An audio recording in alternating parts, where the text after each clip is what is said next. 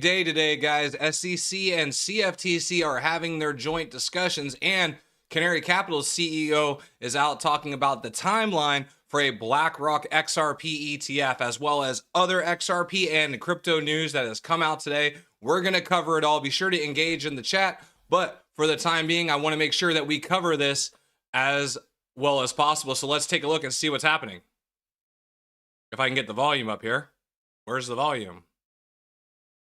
They have no volume. My friend and former colleague. So there's no volume on this stream that's going on with the crypto network here. Why are they not having volume is the question. So as SEC chairman, I'm grateful to be a guest at the CFTC's headquarters, standing side by side with Chairman Selig as we launch one of the most ambitious initiatives between our two agencies in a generation. Of course, as we speak, Congress has never been closer to sending bipartisan market structure legislation to President Trump's desk. A federal framework for markets that have surged ahead with speed and ingenuity is long What's going on, Quelly? But legislation alone trying to get my audio fixed. You guys can hear the audio, but I can't hear the audio for some reason. So I'm trying to get that fixed so I hear what you guys are hearing, but we need to pay attention to what is going to be happening with the CFTC and SEC. This is going to be the most important information for us. For crypto asset markets. As so many have observed during his confirmation process, Chairman Selig brings to the CFTC precisely what this moment in history demands: a deep respect for market integrity, paired with a practical understanding of how innovation drives prosperity for the American people. He appreciates, as I do, that our job as regulators is to apply the minimum effective dose of regulation, no more and no less. As he recognizes that we are at an inflection point as President Trump assembles a dream team of financial regulators who are united by the common conviction that if we coordinate early, clearly, and in good faith, then we can reduce uncertainty, lower the costs of compliance, and unleash the creative energies of a free people. During Chairman Selig's time at the SEC, he played an essential role in advancing the agency's efforts, ably led by Commissioner Hester Peirce. Sorry about that. To course correct the Commission's previous approach to crypto assets. Last year alone, SEC staff provided more clarity on digital assets than in the prior decade combined. For example, the Division of Corporation Finance issued a staff statement on the security status of meme coins, stable coins, mining, and staking activities. The Division of Trading and Markets, meanwhile, published FAQs clarifying the staff's views about broker-dealer, financial responsibility, and transfer agent obligations. And the Division of Investment Management made clear its staff's view that registered advisors and regulated funds can maintain crypto assets with certain state-chartered financial institutions. While not exhaustive, this record reflects the rigor and initiative that Chairman Selig brought to his work on the Crypto Task Force. Even before I arrived in April, Commissioner Peirce, Chairman Selig, and their colleagues on the task force helped to restore confidence among investors that they actually could engage constructively with the Commission without fear or worry. Although significant work remains, especially as legislation inches closer to President Trump's desk, I could not be prouder of what Chairman Selig accomplished during his time at the SEC. And now, under his leadership at the CFTC, the agency is embracing a disciplined but open posture towards emerging market structures. I'm confident that he will craft a fit-for-purpose regulatory regime rooted in data and tempered by humility about what regulators can and cannot foresee. There is no one that I would rather have at the helm of the CFTC as our markets move on-chain. And that is why I'm so pleased that Project Crypto will now proceed as a joint initiative between our two agencies. As many of you all know, today's markets do not divide neatly along regulatory lines. Trading, clearing, custody, risk management now flow across asset classes, technologies, and platforms. So fragmented regulation in an integrated market is not a safeguard for investors so much as a source of confusion among them. Yet for decades, we have compelled market participants to operate within a maze of overlapping and often inconsistent regulatory frameworks that reflect historical boundaries more than modern realities. That model is no longer sustainable. If the United States is to remain the world's most trusted and dynamic capital market, then we must take a more coordinated approach. In short, the turf wars of years gone by must give way to a new era of cooperation. As a first step, we have designed Project Crypto such that when Congress acts, our agencies are ready to implement any new legislation faithfully and thoughtfully. Well, Moving that's good forward, news. They're already that means preparing for the deploying legislation. every tool at our disposal to reduce friction, to harmonize standards and definitions where appropriate, and to equip markets with the confidence as Congress completes its vital work. Working together with a common purpose, we can deliver clearer guidance, consistent standards, and a regulatory framework that reflects how markets actually function instead of how they used to. So as we pursue this new course, let me close by once again thanking Chairman Selig both for his leadership and his willingness to choose coordination over competition, progress over turf. Working together, I'm optimistic about all that our teams can accomplish and how our collaboration can promote the long-term dynamism of U.S. markets. After all, the future of finance will be built somewhere. Through Project Crypto, we can help to ensure that it's built right here under rules that protect investors, support innovation, and cement America's leadership in the global financial system. So thank you. And now it gives me great pleasure to introduce and pass the floor to Chairman Michael Selig, who will offer some opening comments before we proceed with a fireside chat. So ladies and gentlemen, please join me in heartily welcoming my good friend and the 16th chairman of the Commodity Futures Trading Commission, Mike Selig. Thank you very much. Well, it seems like this press conference is just going to be a bunch of hanging out and singing Kumbaya. They definitely seem to be ready to go for Clarity Act, that's for sure. Well, good afternoon, and thank you, Chairman Atkins, for your kind introduction, and to our guests, welcome to the Commodity Futures Trading Commission. Before I begin, I must note that the views I share today are my own as chairman and do not necessarily reflect those of the commission. I'm pleased that my first public remarks as chairman could be here at the CFTC, an institution with a rich and distinguished heritage of overseeing markets that facilitate price discovery, risk management, and reliable commodity prices for everyday Americans. As these are my first public remarks, I would like to begin with a few words of thanks. First, to President Trump, I'm grateful for the trust and confidence that you have placed in me to lead the CFTC during this historic time. Second, to Chairman Atkins and Commissioner Peirce, it was the honor of a lifetime to work with you both at the SEC.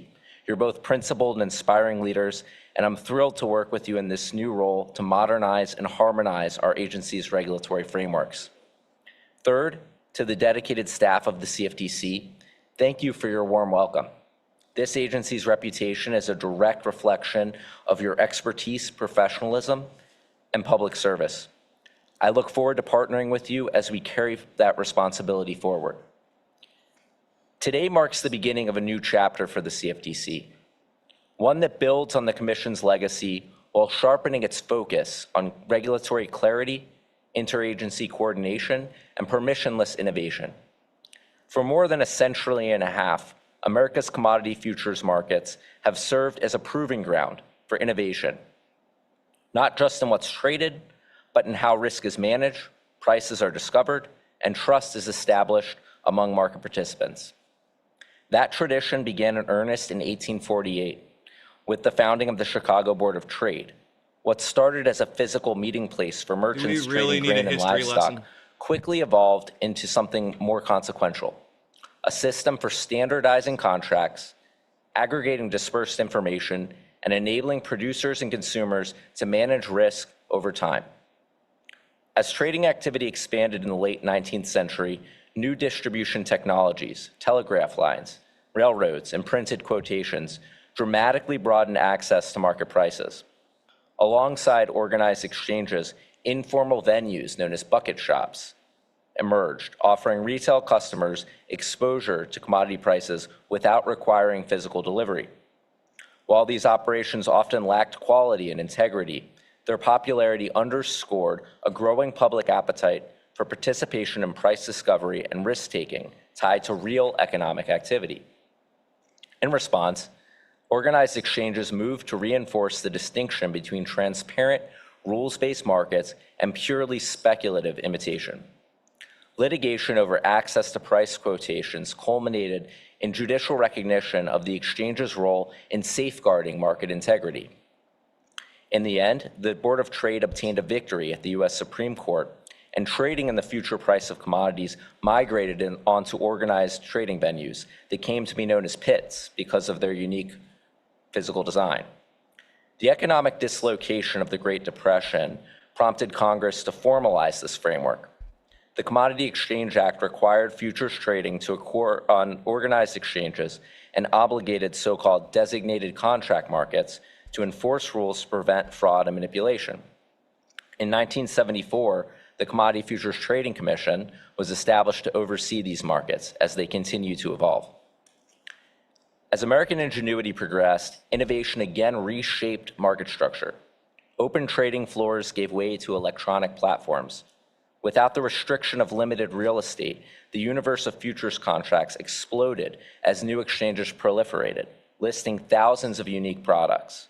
Congress responded not by freezing markets in place, but by modernizing market oversight. During the period of rapid transformation that followed, Congress and the CFTC collaborated to craft the Commodity Futures Modernization Act, which embraced self-certification and principles-based regulation, recognizing that markets innovate faster than prescriptive rulebooks, and that regulatory frameworks must be durable and flexible. Around this period, the CFTC and SEC were grappling with jurisdictional questions concerning new derivatives products, including single stock and security index futures. The absence of clear statutory alignment created uncertainty for market participants and constrained domestic development. Over time, however, the agencies, working with Congress, came together to resolve these questions through the Shad-Johnson Accord, restoring clarity and enabling these markets to thrive in the United States. Today, commodity markets are once again experiencing a period of rapid transformation. Blockchains, crypto assets, and smart contracts are introducing new methods for trading, clearing, settling, margining, and collateralizing commodity price exposures. These innovations have the potential to reduce operational frictions by enhancing liquidity and streamlining post-trade processes. At the same time, new products such as prediction markets, mini contracts, and perpetual futures have experienced rapid adoption. We are witnessing the foundation of modern markets take shape. As this transformation unfolds, the CFTC has an opportunity to build on its historic role as a forward-looking regulator. By applying clear rules, principles-based oversight, and harmonizing with fellow regulators, the Commission can help ensure that the next generation of commodity markets develop onshore, continuing a legacy that stretches back from the grain pits of Chicago to the digital markets of the future. America is home to the most transparent and well-regulated financial markets in the world. Markets that are grounded in market integrity and institutional trust. With thoughtful engagement and a commitment to principled innovation, the U.S. is uniquely positioned to extend its preeminence into the crypto era. And thanks to the leadership of President Trump, Operation Choke Point 2.0 is history, regulation by enforcement is dead, the Genius Act is law, Congress is on the cusp of enacting historic market structure legislation, and the US is now the crypto capital of the world. But we can't assume this will always be the case. America's financial regulators must modernize and harmonize their approach to regulation to future-proof our markets for the innovations of tomorrow. And while market structure legislation will certainly advance these goals, we cannot and we will not let this opportunity pass us by while Congress continues its work. That's why I have already directed CFTC staff to make full use of the agency's existing authorities to begin upgrading our regulations for America's golden age. Whether incumbents or new entrants, the CFTC's doors are always open to those looking to innovate. Now, Chairman Atkins recently shared some news that I will also expand upon, but before I do so, I would like to thank Commissioner Caroline Pham for her leadership as acting chairman. She took important steps to position the CFTC for the future by launching the Crypto Sprint initiative, which helped orient the agency at a critical moment towards the opportunities and challenges presented by crypto assets. Today, we're building on that foundation. Rather than running a parallel initiative with the SEC, the CFTC is partnering with the SEC on Project Crypto, bringing coordination, coherence, and a unified approach to the federal oversight of crypto asset markets. Project Crypto recognizes that crypto markets span across our agency's respective regulatory frameworks. Chairman Atkins and I view this moment as a generational opportunity for our agencies to collaborate on clear, durable rules of the road for these markets.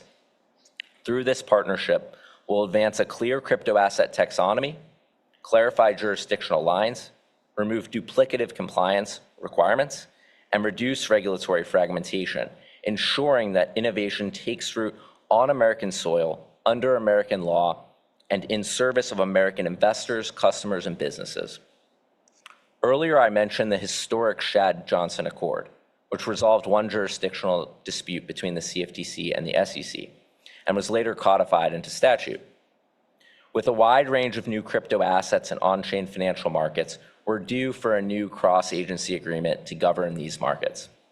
I agree with Chairman Atkins that most crypto assets trading today are not securities. But for too long, crypto asset market participants have struggled to determine whether they're subject to regulation by the SEC, the CFTC, or both.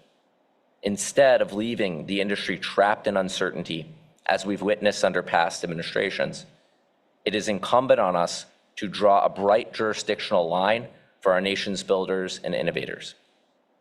Chairman Atkins recently laid out a common sense crypto asset taxonomy that would make clear that digital commodities, digital collectibles, and digital tools are not securities, even when they're sold as part of an investment contract. I've directed Commission staff to work together with SEC staff to consider joint codification of this framework as an interim measure while Congress finalizes legislation. Well, you guys can think. With a clear taxonomy in place, the next question becomes how blockchain technologies can be harnessed to strengthen market resilience and market functions. In certain markets, 24/7 trading offers meaningful advantages, particularly where global participation is essential to market efficiency. High-quality tokenized collateral can move seamlessly across venues and has the potential to make liquidity more dynamic and markets more resilient.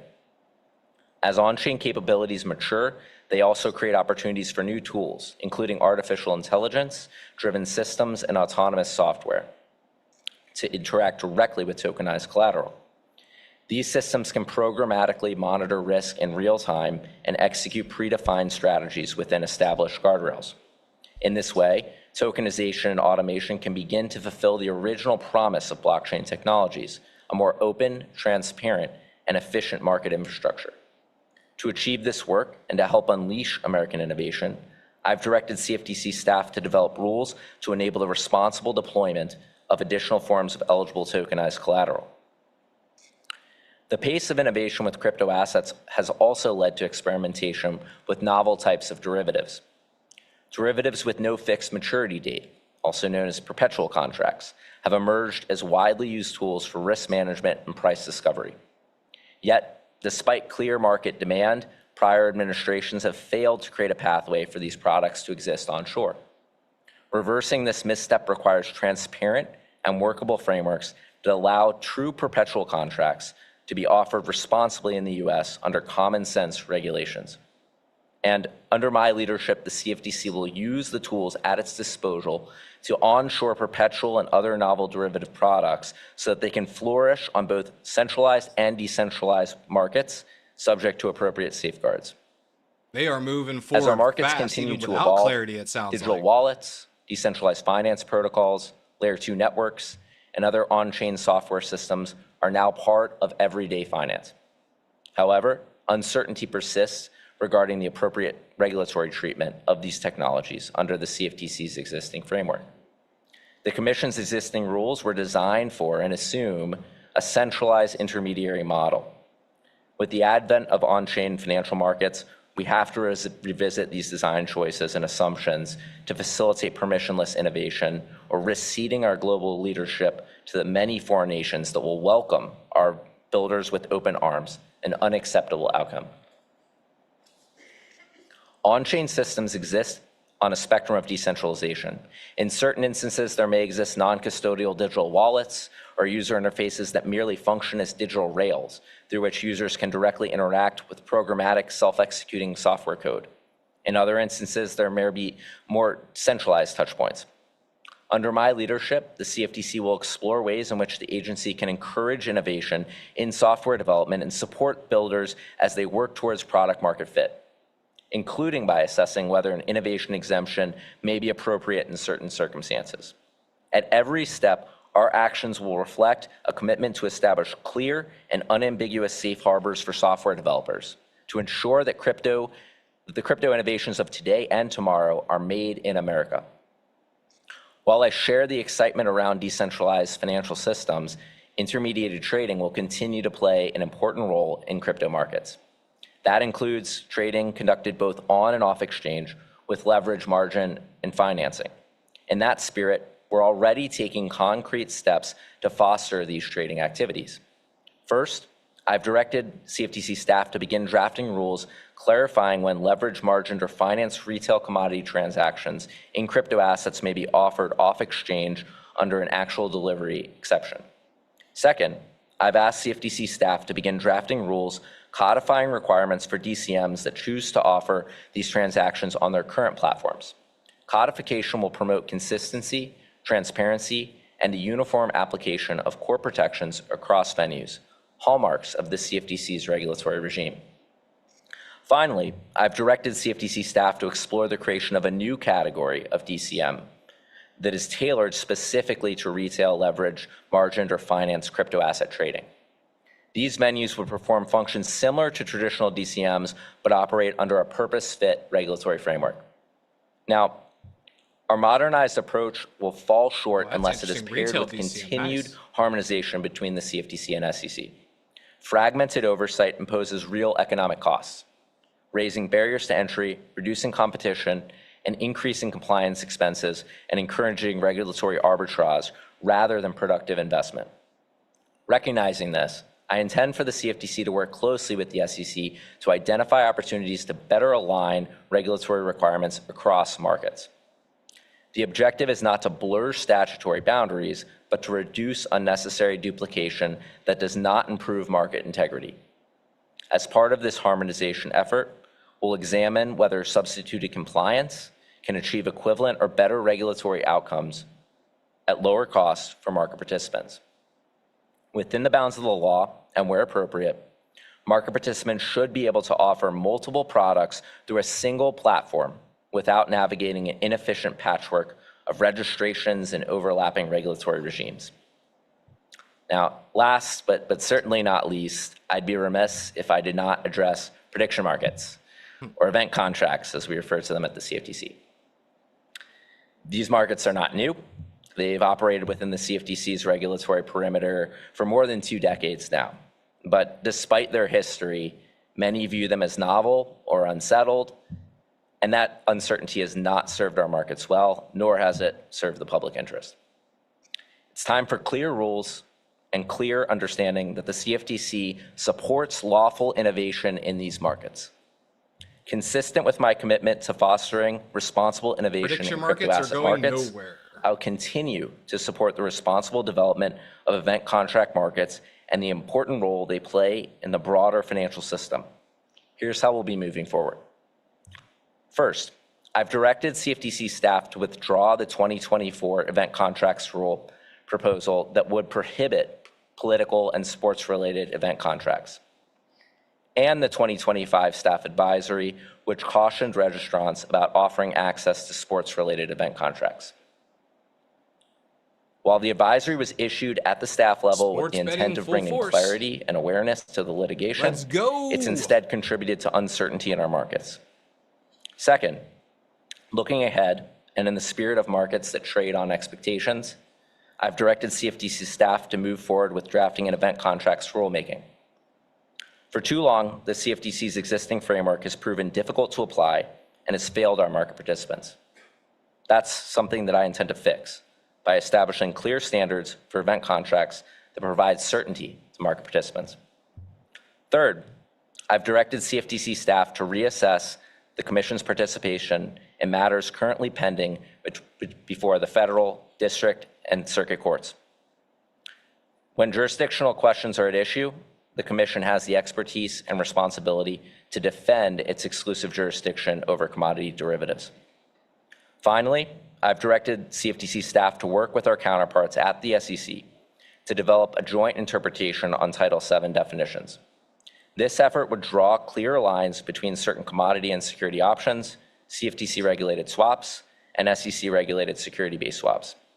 Clear, coordinated guidance will allow firms to scale products responsibly and reduce the number of innovations that fall into what Chairman Atkins has so aptly described as the no man's land between our two agencies.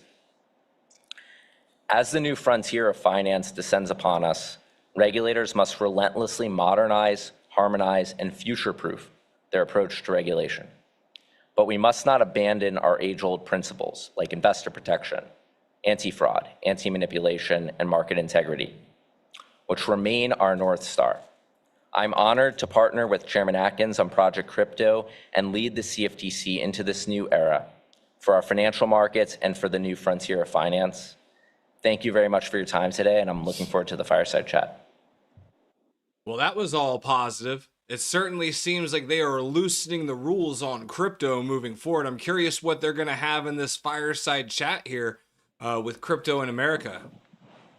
This is Eleanor Tourette, if you guys are unfamiliar. Well, thank you both, Chairman Atkins and Chairman Selig, for your time today. And looking forward to getting into this both with you. So let's start with this. President Trump has said he wanted to make America the crypto capital of the world.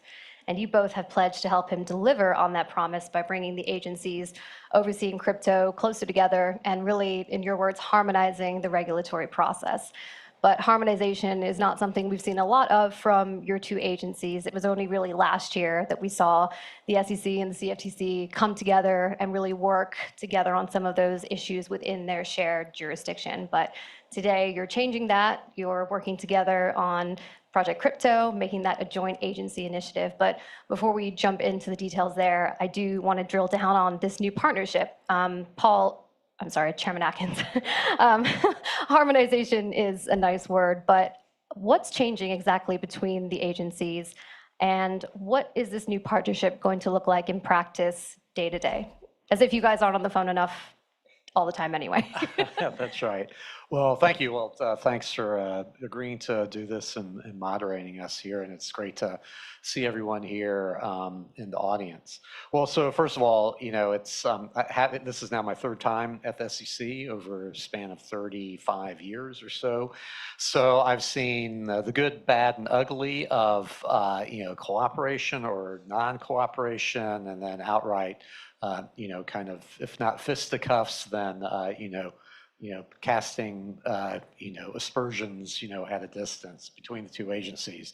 So, again, I think this is really a problem of overlapping jurisdiction.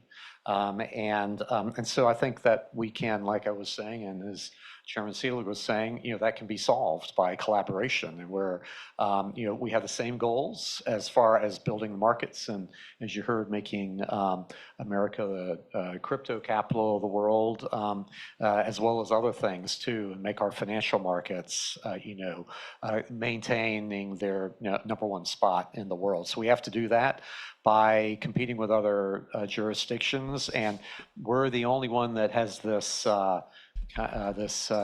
bifurcation between the commodities and futures side and the securities side. So we can, solve that. And so I salute Acting Chairman Pham for having, started the process, since inauguration when, dealing with the SEC. And so I was able to witness that after coming in April. And then now it's really exciting to carry that forward with Chairman Selig. So I understand this is not a merger, right? We heard this on TV this morning, but this is more of a collaboration to help consumers. Paul, from your speech, it was equip markets with confidence. Can you give us, Chairman Selig, some examples of how exactly this will work and how it will benefit consumers? Yeah, that's right. It's coordination, not consolidation. We're working together on a daily basis to make sure that there's no gaps in our regulatory framework. So it's not just making sure there's not duplication, because of course we do see a lot of that with our registrants, and we do want to fix that, right? There's many of our registrants that have to duly register and then are subject to really different standards across agencies. And that's really a product of history because, we've regulated certain participants and over time developed certain rules and regulations based on comment from our stakeholders. But that cannot force our market participants to, have to deal with inefficient regulations and rules and things like that. So working together to make sure that we have some standardization. I mentioned substituted compliance in my speech, so coming up with ways to allow our market participants to comply with certain rules and requirements and then not have to duly register in some cases. Also sharing market data and surveillance. So we have updates from our teams, and our teams are looking at the commodity markets on a daily basis, some of which are index products that include securities. And so the best place to get data and information about the securities markets is the SEC. And then, of course, there's some ETPs and other products that have commodities is the basis for those vehicles. And so having that shared information is going to be really helpful across the board. And of course, in crypto, as everyone knows, these markets just span securities, commodities, things that are in between, collectibles and things like that. And so having that coordination is going to be really important to make sure that we're competitive with foreign nations and really the best and most, the gold standard for crypto markets. Even with coordination, the SEC and CFTC still have different statutory mandates. Are you guys concerned at all about, potential regulatory arbitrage or, people maybe trying to skirt around those, mandates that you guys have? And if so, how are you guys trying to prevent it?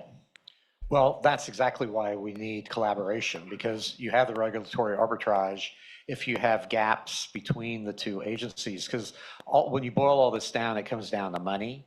So if things are uncertain and your lawyers, whom you pay a lot of money to, and accountants and whatnot, can't figure it out, then you're left when I'd like to talk about the no man's land between the two fortresses of SEC and CFTC, and so there are lots of bodies of dead products that didn't make it that are strewn around that no man's land. So we need to avoid that, because then people, like Chairman Selig has said, go abroad. And so there's an alternative there. So that's bad for American investors, because then they have to, if they want that particular product, they go abroad. Perpetual futures and that sort of thing is a good example of that.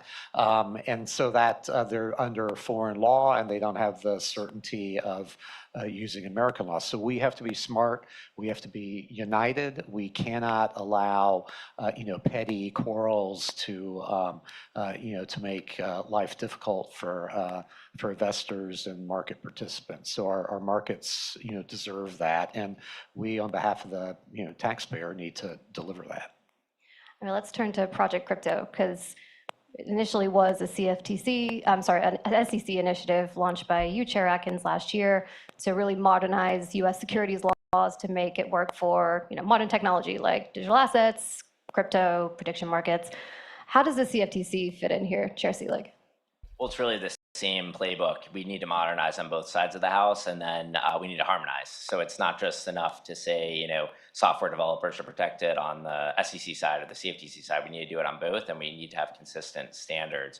So this endeavor ensures that we're coordinated, that we have a clear line of communication, and that our standards are consistent. And that's going to help us be competitive with foreign countries where, as we mentioned, they don't have that distinction between the two.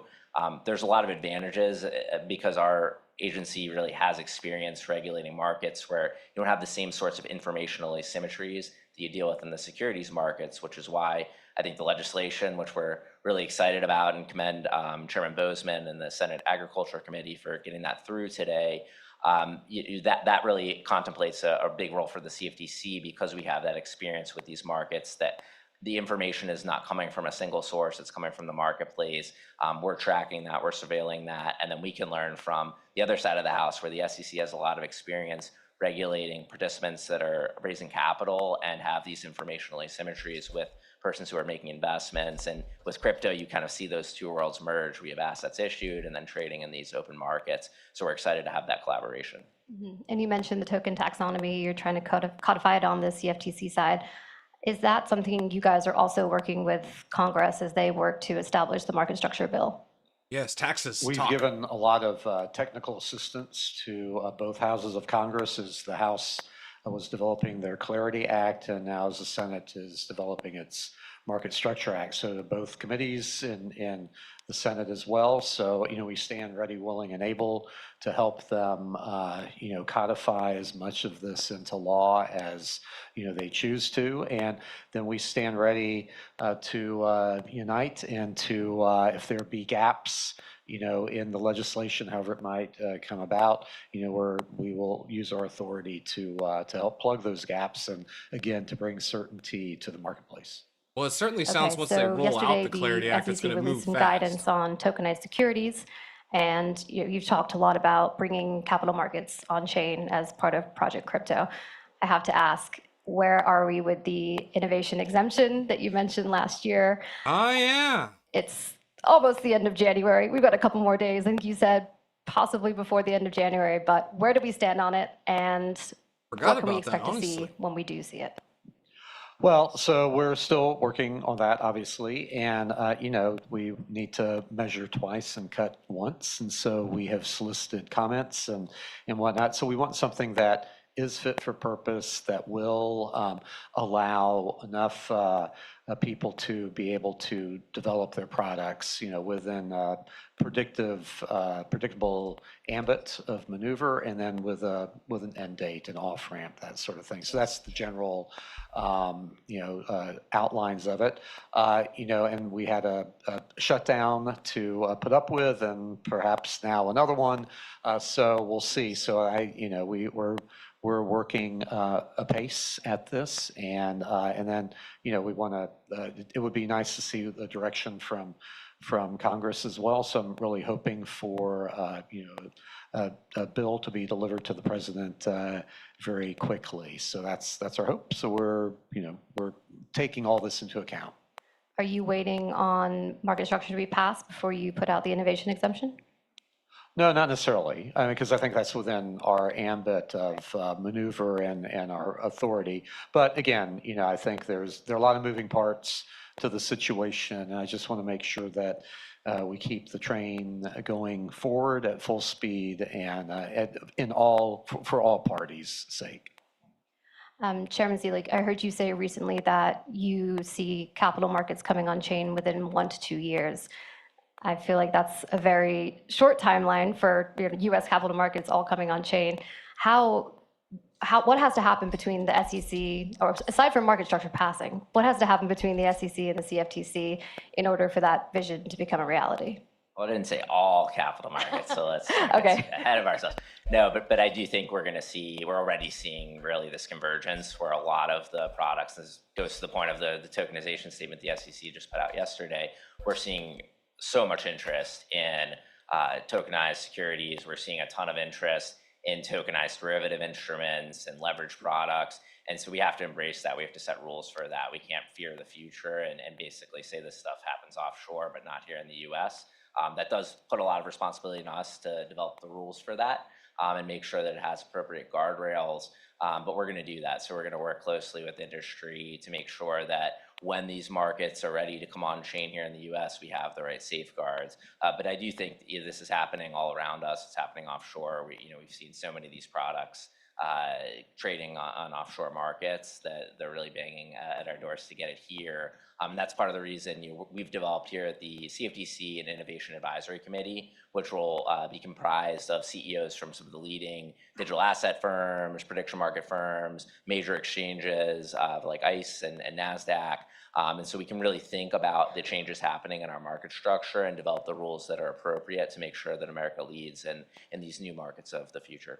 Yeah, there was an update on that. So there was an advisory committee established towards the end of last year, and I believe you're adding to it, right? Is there any more news to share there for the advisory committee? That's right. So we have 15 CEOs that were announced previously. That CEO Innovation Council is now part of a FACA committee. So it's the Innovation Advisory Committee under new name. And we're going to be announcing soon additional folks that will be joining that committee. So we're really excited. And we're going to be using that as part of our approach to regulation because we're in an ivory tower. We need to learn from the marketplace. We need these firms to have a seat at the table to really tell us what they're witnessing in their business rather than us. The volume is jacked on it. I'm waiting for it to clear before I turn it back on. Will There we go. agencies coordinating more closely together help you, or I guess help the industry build towards that goal? And then sort of what are the risks that you're trying to mitigate around building something like that? What's going on, Race Fan? Welcome. Or industry building something like that?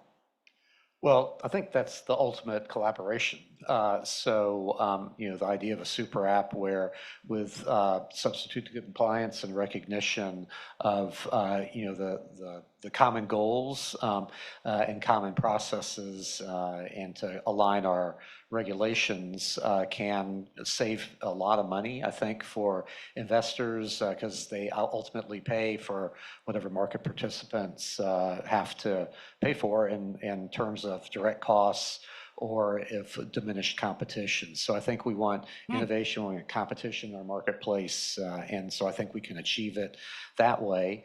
But one of the first steps is to try to cobble out a really comprehensive memorandum of understanding, with respect to our operations and oversight and supervision. So I think that's really incumbent.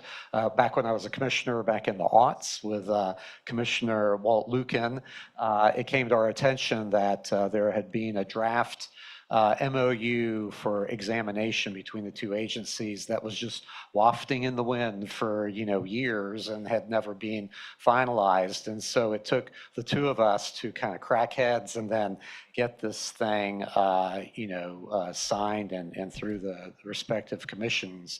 And so that was a very feeble first step, and I'm not sure how effective it was. But but now it's in our lap, and I think at least I want to seize this very robustly and make sure that we can drive this home. And again, for future proofing, and the more that we can collaborate, the better the world will be.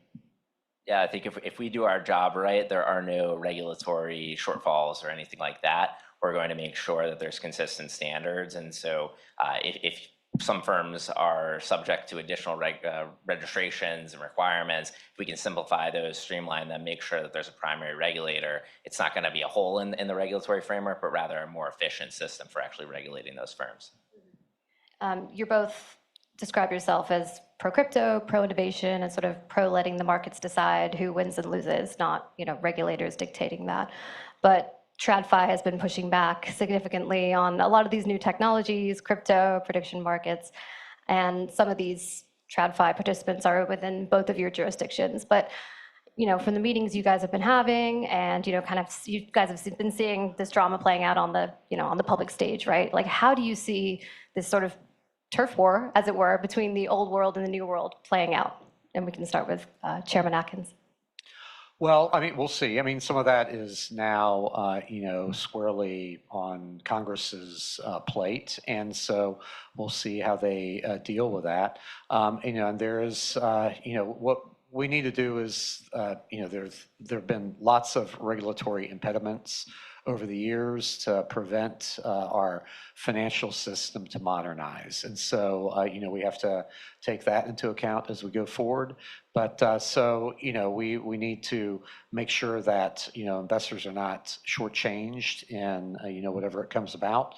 And I want our markets to be strong and fairly regulated. So within those boundaries, we need to permit people to compete, on a level playing field, and that's important, and need to accommodate new ways of doing things, and then let investors ultimately decide what they prefer. And that's, I think, ultimately our customer as investor, and make sure that they're well served. I mean, he pretty much Our just role said as without regulators is saying not there to that stand in the way of Oh, gosh, competition Paul by Atkins. upholding some archaic rules and regulations. It really should be to meet the markets where they are, meet new innovators where they are, make sure that what they're building is consistent with the policy rationales of our statutes and the reason that we're regulating these markets. But beyond that, our role is not to say, this is the market structure. You have to build your business to fit with that market structure. And I think this is really a great, unique time for the agencies to collaborate. I'm just going over this real quick. I mean, Paul Atkins basically just said, without saying, big banks have already stalled innovation one time in the past, and they're taking that into account. I mean, if you heard what he said. Congress and the market structure process. We're lucky enough to have the Senate Ag Committee also mark up their portion of the Clarity Act this morning on the day that we're doing our fireside, so we have more to talk Senate about. Ag Committee markup happened today, But thankfully. it was a partisan vote. The Republicans voted it through. No Democrats voted for it. But Democrats I think, voted against in lieu it. of legislation, there's a lot that you guys can do, and I So think now the we need industry the would bank agree committee. with that. We're just waiting on the In bank the absence of committee legislation, portion positive of it administrative for it to action go to can the suffice floor. in the meantime. But do you, as regulators, do you think that legislation is crucial to the future growth of the industry? And we can start with Chair Atkins again. Well, so we do have, a lot of freedom, under the various statutes at the SEC, and likewise at the CFTC, to make accommodations. And, Congress has given us broad exemptive authority. And so, we can use it, and we should use it where appropriate. And then, we'll see what Congress comes up with, but I do feel very strongly that, notwithstanding what we do on a rulemaking side, it's really crucial for Congress at this moment in time to step forward and come up with rules that, legislation that can guide us and that can undergird our efforts, because, people come and go, and commissions come and go. And, the last thing I'd like to see is to have, something happen in the future that kind of upends a lot of the things that we will have put into place that people then rely on. And then, the prospect of having rug pulled out from under them is not an attractive, prospect. So anyway, Ask so that's Ripple what's about that. important about legislation going forward. Yeah, and likewise here at the CFTC, we do have a lot of authority under the statute, and we do have authority to police fraud and manipulation in these markets. We have pretty broad authority over the retail leverage spot, as well as, of course, the derivatives markets. But we are in a post-Sloper Bright world. We are in a world where there's a clear emphasis on putting things in statute, and we talk about future-proofing the industry to make sure that the next Gary Gensler doesn't come along and blow it down. Having something in, ink in a statute is really helpful to us as regulators. It makes sure that the markets have predictability and that they don't change from administration to administration. So we're going to use our authorities, as I said earlier, to make sure that we put the rules in place that these markets can succeed here in the US, but the statute's really going to help us future-proof that and lock it in. And then just on the Senate Ag markup again, I mentioned the Dems didn't vote in favor of the bill, but they said that, they were almost there, but there's some policy disagreements that they, haven't been able to get past. Chair Selig, what is your understanding of, where the Dem sticking points are, at least when it comes to digital commodities? What is it that they want to see, change between now and a Senate floor vote? I can sympathize with the partisan vote myself, but Right.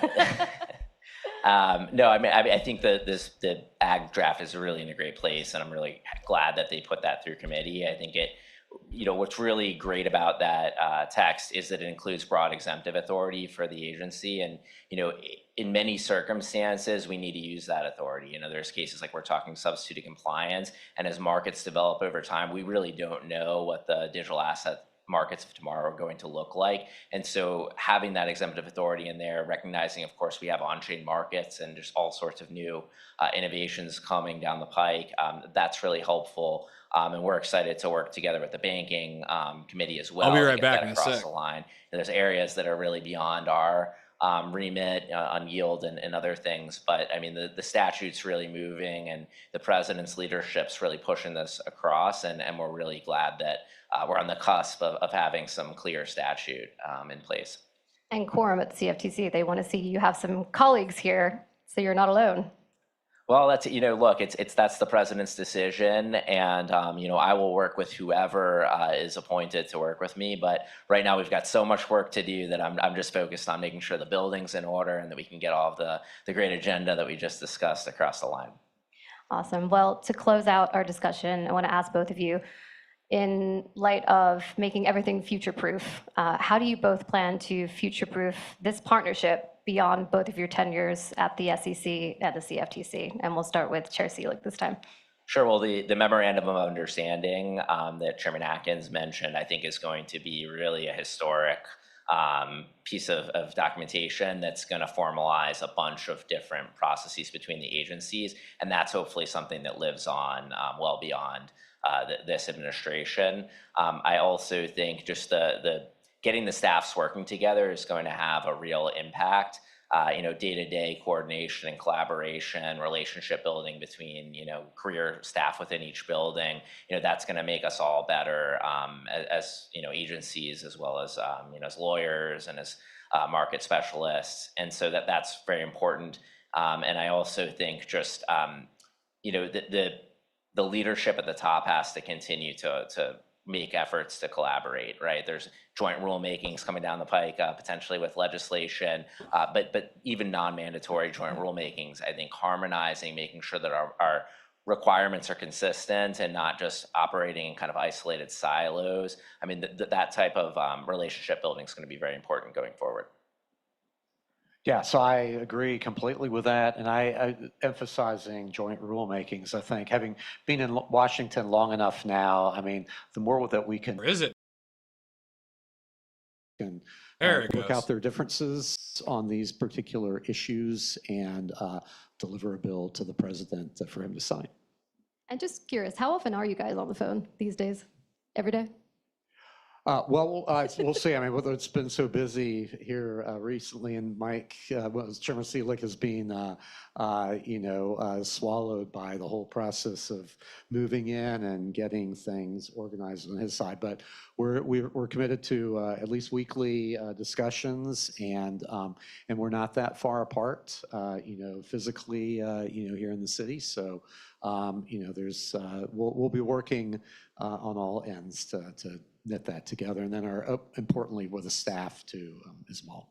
Awesome. Well, Chairman Atkins, Chairman Selig, thank you so much. And thanks everyone for joining.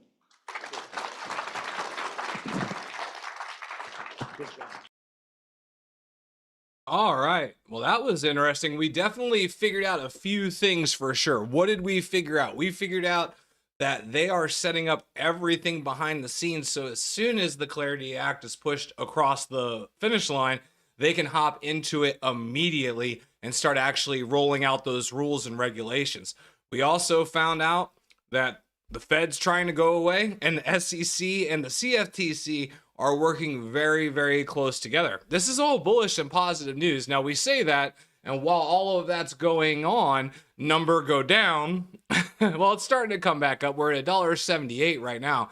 But we did take a hit this morning And that was basically in part due to the odds of the government shutdown happening at the end of this week. It's not looking good. And when there's uncertainty in the markets, number goes down. But we've been talking about that all week moving into the end of the week. About actually, since last week, we've been talking about the potential for a government shutdown. Senate Ag Committee got their portion of the Clarity Act or the market structure bill pushed through. We are waiting on the banking side of it, and then it still has to go to the floor for a Senate vote beyond that. So we have forward momentum on Clarity. That's always a good thing. So currently, price is down. My computer reset yesterday, so let me pull up some things here that are normally up here. I've got most of them pulled up, but let me pull up Crypto Bubbles at least so we can look at that. Let's see. And today, everything is down. It's a red day. For the month, let's see. For the month, there's a couple that are doing well. Our Canton Network Play is doing well. And again, if you're new to the stream, if this is your first time catching us here, engage in the chat. The chat is the lifeblood of the stream. I will do a live Q&A as I get through the rest of the information. We just got done covering the fireside chat with the SEC and the CFTC. I have some notes that we'll go over with that and answer any questions that came up through the chat as we were watching it. But first, we do still have a little bit of information today. Not a lot. I hit you guys fast and furious yesterday with like 10 articles, but we do have some information. BlackRock is in the news. Why is BlackRock in the news? Well, that's because Canary Capital has something to say about BlackRock. Speaking in a recent post, CEO McClurg suggests that the world's largest asset manager could make its move once a few key conditions fall into place. Canary Capital CEO says BlackRock could file a spot XRP ETF by late 2026 or early 2027. McClurg notes that delays are about timing and market readiness, not about doubts in XRP itself. Rival firms like Franklin Templeton and Grayscale already offer XRP ETFs with strong inflows. BlackRock's decision hinges on demand, market size, and growing institutional interest. So BlackRock is expected, or at least per Canary Capital's CEO, BlackRock is expected to release an XRP ETF either the end of 2026 or the beginning of the 2027. He says the groundwork is already being laid and the delay is more about timing and market readiness than uncertainty surrounding XRP itself. So if we get a BlackRock ETF, things are going to move along very, very, very quickly. Again, not financial advice, but this is why we work on the long view. If you're just now finding this channel, we are not here for what the price is today, tomorrow, or a week from now. We are here for what the price is going to be a year from now, 5 years from now, 10 years from now. That's why we watch what's going on with the Clarity Act. That's why we watch what's going on with the SEC and the CFTC. So we can properly position ourselves as this infrastructure gets laid down so we're in the right place moving forward when time finally catches up to it. Again, my opinion, not financial advice, but that's what we do here every single day. And now I was hearing some people talk about the ETF inflows, or at least seeing some people talk about the ETF inflows. And when number goes down, whoo, do the inflows seem to go up. 53 million in volume today. The XRP ETFs are certainly doing some work. And again, you can always follow me on X. It's at Longview Crypto. If you want to see information before it gets to a stream or to a video, I do typically tweet it out or post it out first before we get to that level of it. So we talked about Canary Capital. We talked about the SEC. We talked about the CFTC. Things are looking great. Senate Ag Committee pushed forward their portion of the Market Structure Act. So everything is progressing nicely. Again, I don't think we're going to see the structure bill passed until beginning, like right before midterms, if we're lucky. I don't think it's happening before that. Again, this is just the Ag Committee that agreed to their section of the bill's language. It still hasn't even gone to the Senate for a floor vote. The other committee still needs to get done with their portion of the bill first. So probably not going to be till midterms, but that's why we pay attention, right? So let's hop into the chat and see what everyone's doing today. Let me get to the right screen. Make sure everything's working the way it's supposed to. me get to that right screen here. Let's see. What's everyone doing today? It's been a busy stream, busy chat. I see the chat has died down now, and that's okay. We got through all of the information, right? So let's see what everyone has to say in the chat today. Quelly was in here first, I think. King Kong said good afternoon. Eric says good news today. Thumb up or thumb down. I think it's good news today. Damian Voss is in the house today. Raul hopped in today still. Three Brothers is here. Quelly checked out a long time ago, apparently. This was still pretty early in the stream. Let's see here. Todd Madison made an appearance today. The stream did pretty good. We had over 50 people in here going at one point when we were actually streaming the information. Sir Charles asked if sports were rigged. I personally don't think so, but according to the poll that we put out, I asked if the NFL was rigged, and 87% said yes. So it looks like you guys happen to think that the NFL is rigged for sure. Wonderful ETF volume today. It's exactly what we just covered. Oil and yen are popping off too. I don't know about that, but silver got up to 115 yesterday. Gold was up to like gold tapped 5,600. The assets are running right now. Luckily, Eleanor's last name did not include an S. Did you know that when people say Tourette's, they have Tourette's? The actual name is Tourette syndrome. So when people say they have Tourette's, the S is actually for syndrome. Food for thought, in case you didn't know. So the actual definition of the neurological disorder, because it is a neurological disorder. Believe me, I know I've got one, but it is Tourette syndrome, not Tourette's syndrome. Crypto Roger said, my doctor couldn't believe it. My kidneys are not supposed to heal, but that is exactly what I did. Personal alchemy. He said several times that doctors don't know everything. I went from severe to normal. That is amazing news, Crypto Roger. Congratulations on your recovery and continued recovery, right? The journey does not end. You have to continue to improve, but I fully understand. 3 years ago, I had multiple strokes. I was very overweight. I was 370 pounds. I was stressed out all the time. And now, I mean, I had the 3 strokes, but physically, I'm in better shape than I was before the strokes happened. I do have brain damage from it, unfortunately. So I deal with what they call neurophysical ADHD, which is ADHD symptoms caused by brain damage, essentially. Let's see here. He said, thank you. You're welcome. Sir Charles was in on that celebration too. That's big news, man. Health is important. If you guys are just now joining the stream, one of the things I say all the time is time, is your most valuable commodity. And health is one of the things you should be focusing on the most. When we're talking about assets and things like that, think about it. You only get one body to take you through this entire life. So if you're going to invest in anything, your health is an excellent place to start, because if your body starts breaking down, you're not going to be able to do anything later. Food for thought. I mean, these are things people don't want to hear, especially when they're younger, but it is the truth. 50 million in ETF volume today. XRP is down to $1.78, unfortunately, but hey, blood in the street, buy the deep. It's a buying opportunity, and I cannot wait to close on my house this weekend. And I can't wait to go on a shopping spree. I'm itching. Why? So, I mean, I'm glad it's going down right now. Hopefully after I buy back in, and I mean, I'm going to be dollar cost averaging, but hopefully after I buy back in, it starts to go up a little bit. You're a work in progress. We are all a work in progress, Crypto Roger. That is a fact. No, anyone who says they're not is a liar, in my opinion, because there is no finish line until you die, in my opinion. Self-improvement and health is a continuous journey. Use the long view, and the long view applies to more than just crypto and to more than investing. It applies to yourself, it applies to your health, it applies to your life. Like, everyone wants immediate gratification. If you set systems and work with purpose to a goal, you will achieve it, but you have to have a plan. If you're just floating around in the wind, it's really hard to get somewhere. But if you could develop a strategy and a plan for a goal, then you can easily obtain it. It just takes time and effort. I mean, really, it's truly that easy. So I said, what did I say here?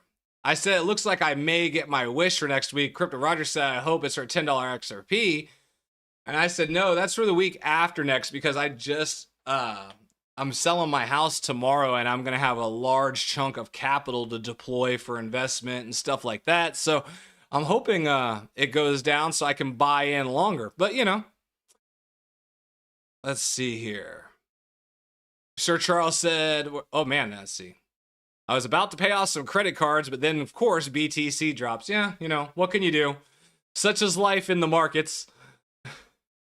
Let's see here. Can you roll real estate gains into crypto tax deferred, or does that only work property? Again, I'm not a tax expert, but I would talk to a CPA about it. But I'm pretty sure you cannot roll it directly into crypto. Otherwise, I would have done it. I mean, it could be different in your state too, but I know in Missouri, the only deal you get for a home sale is if you lived in it for longer than 2 years, you don't have to pay capital gains tax on any profits. Fishman says, hearing Germany has no capital gains tax for crypto if held over a year. I think we'll get there eventually. Not just Germany, Switzerland announced it yesterday too. And then Japan is a 20% flat tax on capital gains for crypto. So I don't know what ours is going to be, but I don't think we're going to get out of it completely tax-free. I could be wrong there, but just based on our government, I don't think that's how that's going to work. Can you sell your house and put the gains into crypto? Is there any way to defer the taxes like a 1301 exchange? Well, you can sell your house and not have to pay taxes on it if you lived in it under 2 years, but any gains you get after that point, like if you were to turn around and invest it in crypto, then you would have to pay gains on whatever happened with your crypto. But if you're just selling a house, if it's less than, if you've lived in it longer than 2 years, you don't have to pay capital gains tax on a house. They only do that to people who are buying and selling and flipping within a year because they're just doing it for profit, not as a residence. Let's see here. Race fan made it in the house today. Fisherman said he thought he was being abducted. Yeah, the stream glitched out that we were watching there for a minute with crypto in America. Let's see here. The aliens were hacking the broadcast. Yeah, they're trying to figure out what crypto to buy. Race fan says payroll tomorrow and market is down. Blue light special on HBAR and others will be going through pants pockets as well. You and me both, brother. I am loading up over the next month or two on some things here. One agency to confuse them all. Well, at least it's better, you know, having one agency confuse them than one agency confuse them and then they come back and they're like, oh, this isn't our problem. You need to go to this agency. And then this agency confuses them and says, oh, no, you need to go to this agency. Like, the way they were handling crypto to this point was a freaking joke, right? It is just a joke. Sir Charles says unified economy equals number goes up, right? And I answered this in the chat, but I do think it means that the number will go up at first, but we have no safety net at that point. So if someone runs it into the ground, it could collapse the entire thing.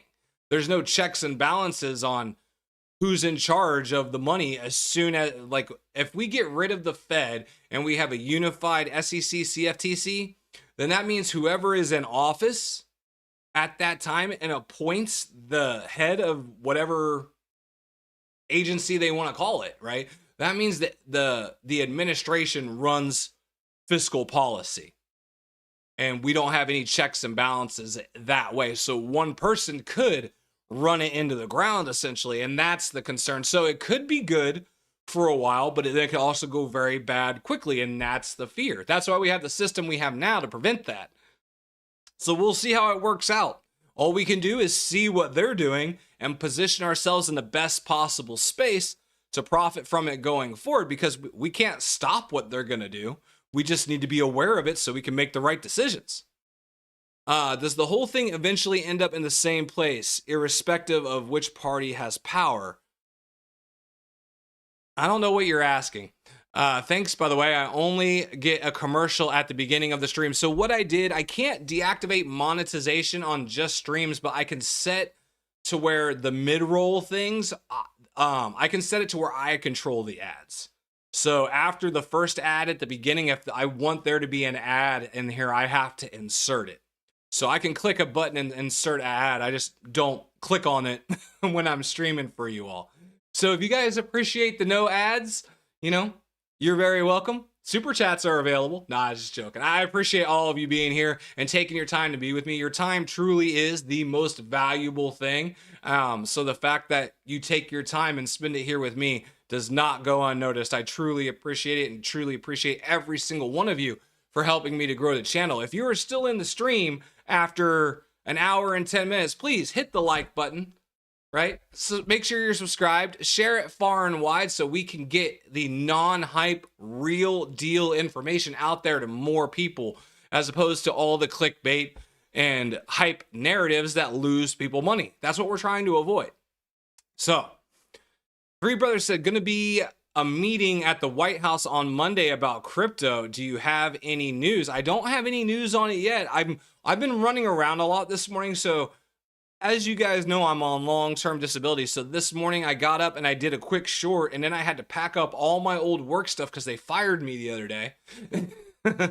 So I had to pack up all my old work stuff and take that up to my old office this morning and pick up my personal belongings because they are not going to wait for me to get off of long-term disability to go back to work, which I didn't plan on doing anyway. So I was officially terminated last week and had to go take all the stuff back up to them today, which included my computer monitor. So I had to buy another monitor and set it up today. I've been running around like a chicken with my head cut off today, so that way I could at least stream at 1 o'clock. But I'll be getting back into my normal research flow this afternoon. Hopefully I will do a short for you if I do have any news for you, Three Brothers.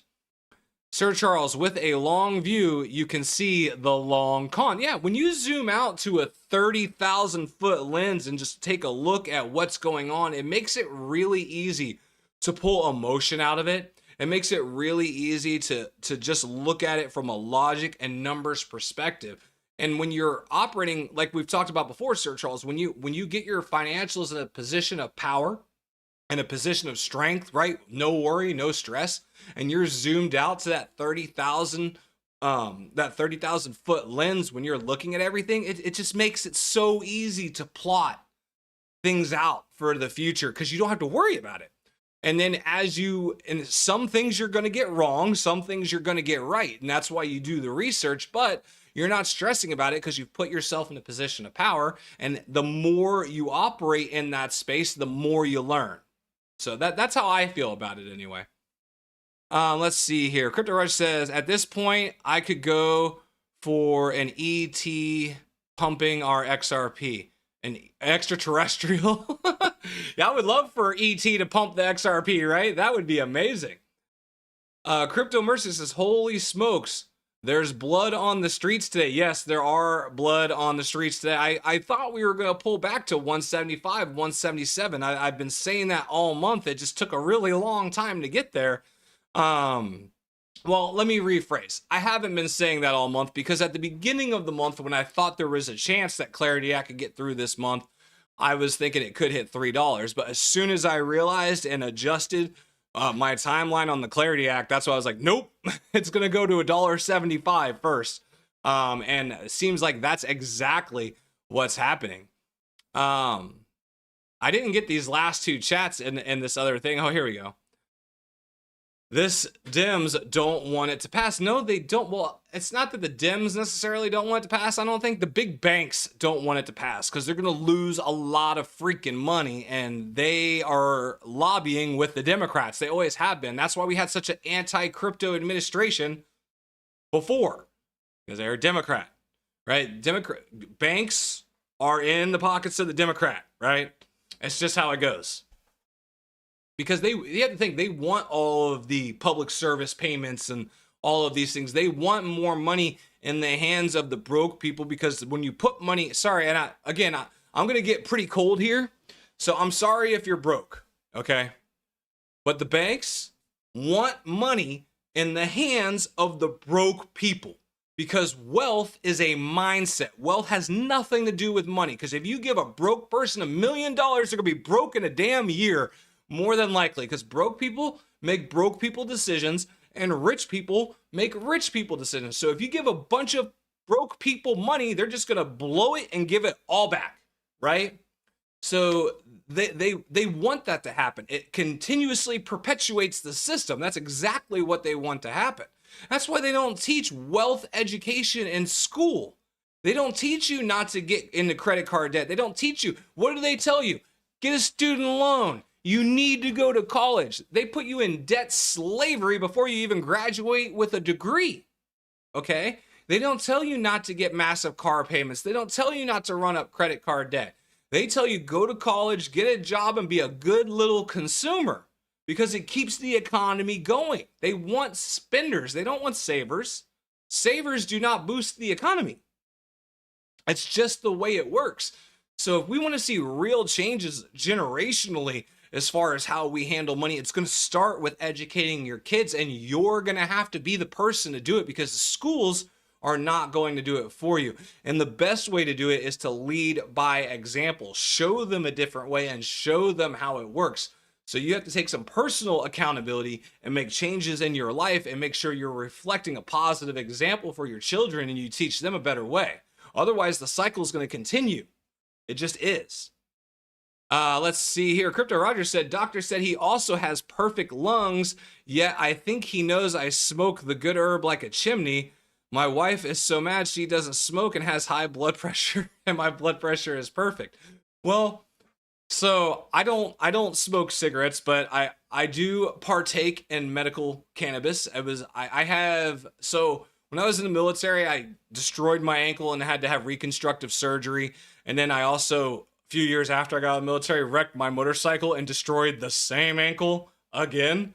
So I've had 2 reconstructive surgeries done on my ankle, and I can't run. I walk with a limp. I have chronic pain, and they had me on multiple different pain pills, anxiety pills, antidepressants. Like I was on like 7 or 8 different pills, and by switching to medical cannabis, I was able. And again, I'm not supposed to talk about drugs, but I can't say that. I'll have to cut that out. But by making a switch to something more natural, I was able to get off of all the pills. So I understand what you're talking about, Sir Charles. I was able to get off all of the pills too. The only pills I take now are for the strokes. I don't have any high blood pressure or anything else anymore. I have to take a couple things, but that's it. Let's see here. We need a good pump and stay there. I do think when we get another pump, and when I say another pump, I mean like we have to break through $3. I do think if we break through $3 with some volume, it's going to stay there for a little bit with what's happening with clarity and what's happening with institutional adoption. More and more money is going to be coming in. I don't want to sit here and I'm not going to guarantee anyone that the number is not going to go down, but with the amount of adoption happening, I think the next pump is going to stay up to a higher level. That being said, this last pump kept it up to a higher level, right? If you look at, okay, here's a good thing. Let's do this real quick. Quick chart analysis for everybody real quick. Because I think this is important when we're talking about like setting levels and what to expect for XRP and whatnot. So let's go out to our 1 week chart. Remember, when in doubt, zoom out. But let's take a look at what's happening with XRP. So remember, we had this pump here, and it got all the way up to 338 and then came all the way down to 162. And now I'm not counting this leg right here because this leg was that manipulation crash on October 10th. Okay. So this came all the way down to $1.60. All right. And then we ran up, set a new all-time high. And now we've come down to the $1.77 level, $1.75. Okay. So we're setting a higher low still. So the next time it bumps up, we'll probably come back down somewhere between this higher low and wherever it went to. So the fact that it's stalling and chopping, it still did set a higher low at the bottom as of now. So when I'm doing this stuff, when I'm trying to get an idea, it's better to look at the lows than the highs, because when you get these highs, you're in price discovery. But when you look at these lows, that's where money is actually sitting waiting to buy, and you have proof of that. So I like to try and follow the lows as far as predicting the next move. But looking at this, I do think it'll push to a new time high when it breaks. But the question is, when it pulls back, is how far will it pull back? I think we'll set a higher low, I think is a good way to put it. I do think we'll set a higher low after the next run. That's what I'm looking for in regards to that. Let's see.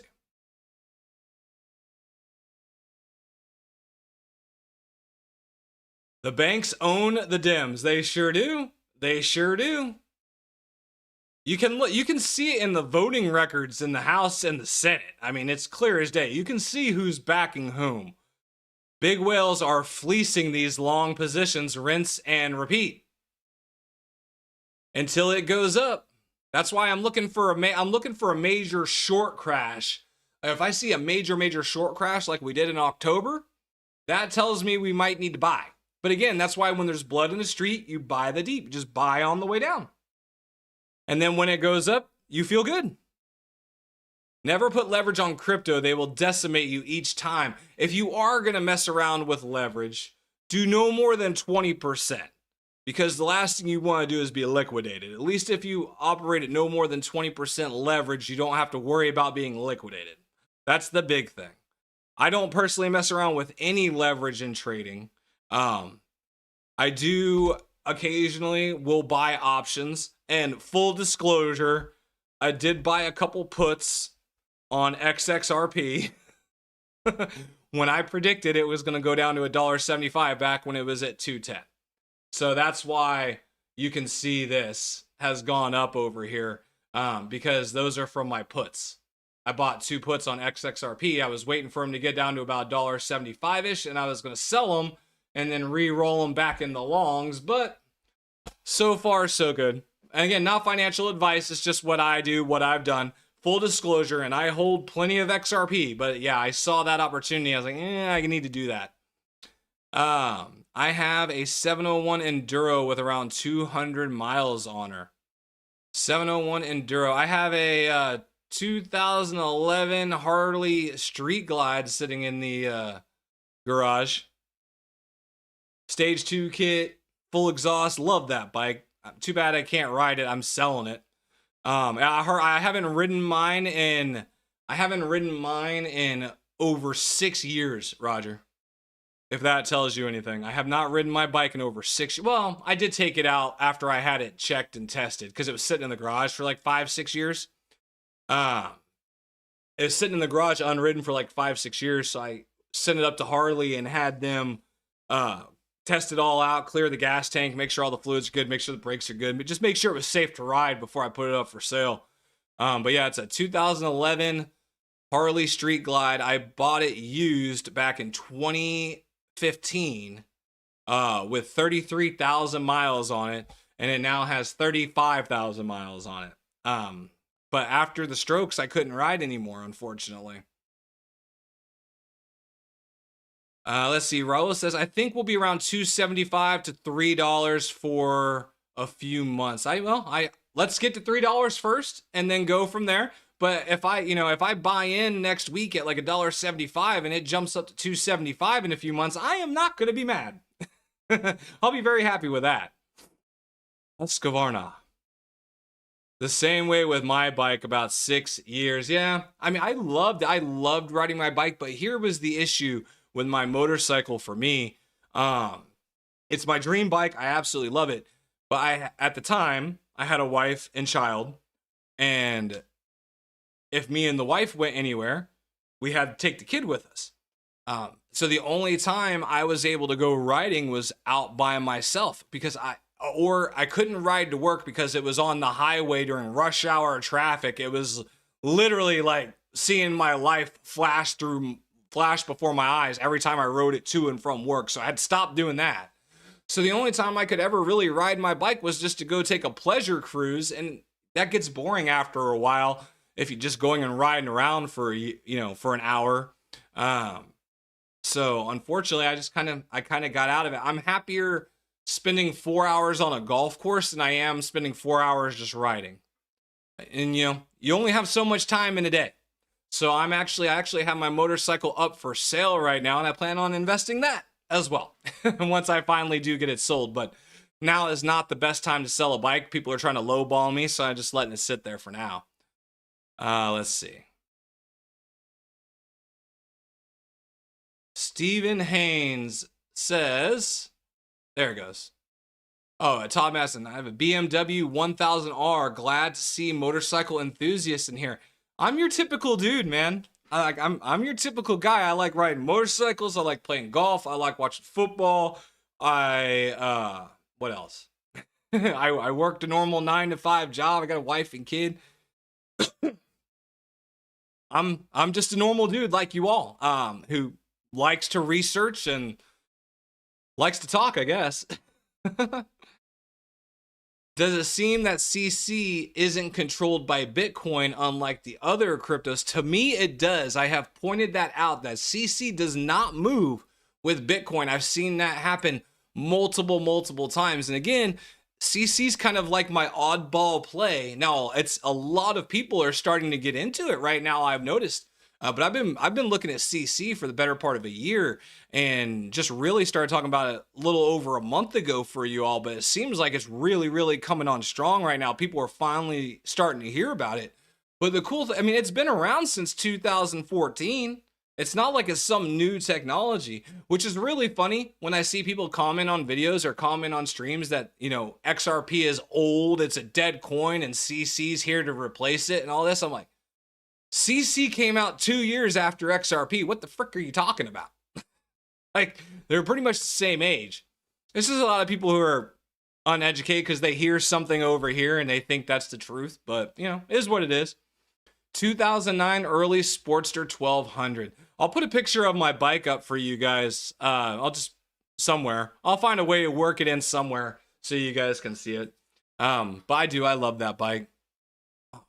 Where are we at? We're an hour and a half in right now. We got 25 people left in the stream. It was a good stream. We got up to, what, 56 people during the stream today. So I appreciate everyone for taking the time to be here. We've gone through the entire chat. We've talked about the BlackRock ETF. We've talked about price. Talked about silver being at all-time highs, gold being at all-time highs, but it does look like the CFTC and the SEC are here to move forward as soon as we get some kind of clarity. They're trying to position themselves so they are ready to go ASAP as soon as that happens. So, but listen, that's going to be the stream for today. I appreciate every single one of you. I got some more videos coming soon. I should have the Ondo video for you guys today. That should go up this afternoon, and a couple more shorts in the future. I'll be streaming at noon tomorrow, back to my normal noon time tomorrow. I will be here. And as always, we stream Monday through Friday at noon every single day, Central Standard Time, and on the weekends. So, and on Saturdays. Sunday is the only day I do not stream.